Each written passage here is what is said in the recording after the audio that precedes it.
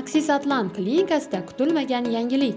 Endi ishdan javob so'rab kuningizni yo'qotmaysiz. Kechki smenada shifokorlar bemorlarni qabul qilishni boshladilar. Demak, klinikada navbatchi bo'lib ish jadvali asosida faoliyat olib boradigan shifokorlar o'z mutaxassisligi bo'yicha kechki smenada kelgan bemorlarni bepul ko'rikdan o'tkazadilar. Agar bemor shikoyati shifokor mutaxassisligiga bog'liq bo'lmasa, bemorga birinchi yordam ko'rsatadilar va bemor shikoyati bo'yicha mutaxassisga yo'naltiradilar. Hozirda klinikada ish jadvali asosida nevropatolog, terapevt, endokrinolog, pediatr va bolalar nevropatologi mutaxassislari kechki smenada ish faoliyatini olib bormoqdalar. Kechki soat 17:00 dan 22:00 ga qadar o'zingiz, yaqinlaringiz va farzandlaringizda shifokorga ehtiyoj bo'lsa, aynan bizning klinikamizga murojaat qilishingiz mumkin. Haftaning dushanbadan shanba kunlarigacha shifokorlar o'z ish jadvali asosida ish faoliyatini olib bormoqdalar.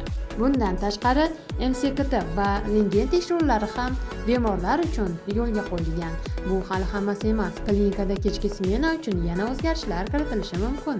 Bizni kuzatishda davom eting. Xabarni yaqinlaringizga jo'natib qo'ying.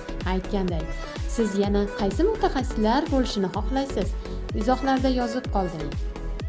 Salomat bo'ling.